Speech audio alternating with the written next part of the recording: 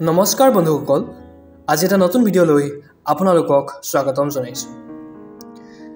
আজি এই ভিডিঅ'টোৰ জৰিয়তে আমি কেঞ্চাৰ ৰোগৰ কাৰণ, কেঞ্চাৰ ৰোগনো কি কাৰণে হয় সেই কথা আলোচনা কৰাৰ লগতে কেঞ্চাৰৰ পৰা আমি কিদৰে হাত সাৰিব পাৰিম আৰু কেনেকুৱা ধৰণৰ খাদ্য গ্ৰহণ কৰিলে আমি কেঞ্চাৰৰ পৰা বাচি থাকিব পাৰিম তাকে আলোচনা কৰিম। গতিকে বলক দেৰি নকৰি আমি আমাৰ এই ভিডিঅ'টো আৰম্ভ কৰোঁ।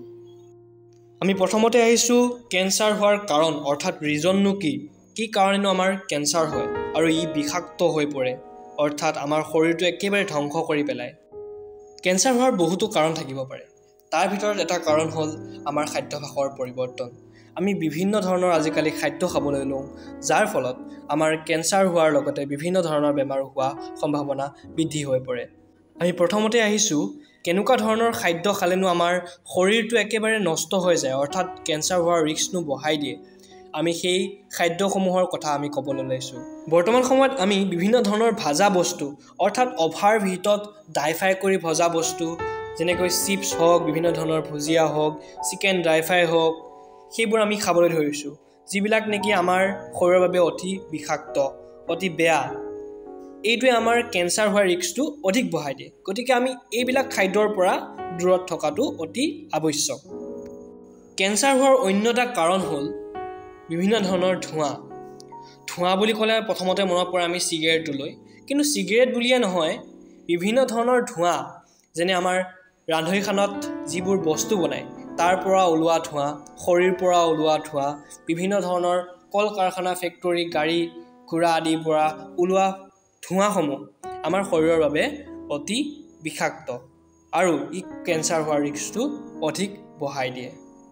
তাৰপিছত আহিছোঁ আমি বিভিন্ন ধৰণৰ ধপাত জাতীয় বস্তু, গুটখা জাতীয় বস্তু, এইবিলাকে আমাৰ শৰীৰটো বেয়া কৰাৰ লগতে কেঞ্চাৰ হোৱাৰ ৰিস্কটো বঢ়াই দিয়ে।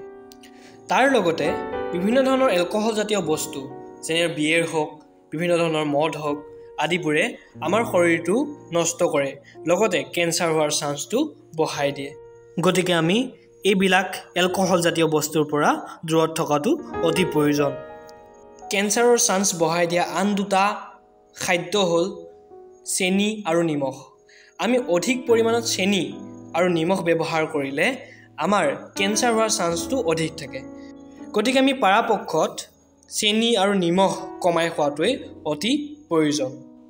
এতিয়া মই আপোনালোকক কিছুমান খাদ্যৰ কথা ক'ম, যিকেইটা খাদ্য খালে নেকি আপোনাৰ কেঞ্চাৰ হোৱাৰ যি পৰিমাণ সেইটো কমি আহে। এতিয়া প্ৰথমতে আহিছোঁ, প্ৰথমটো খাদ্য হ'ল নহৰু।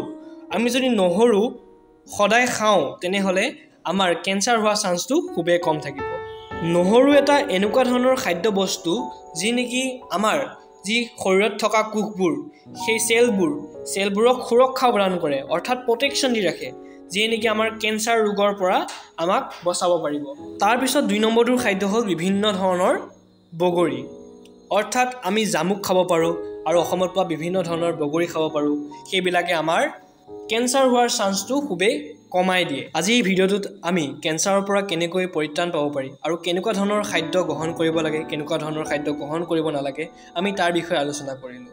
গতিকে আপোনালোকে চাগে ভিডিঅ'টো চাই আপোনালোকে যদি আমাৰ ইউটিউব চেনেলটো নতুনকৈ ভিজিট কৰিছে তেনেহ'লে আমাৰ ইউটিউব চেনেলটো ছাবস্ক্ৰাইব কৰিবলৈ নাপাহৰিব। আজিলৈকে আহিছোঁ, ধন্যবাদ।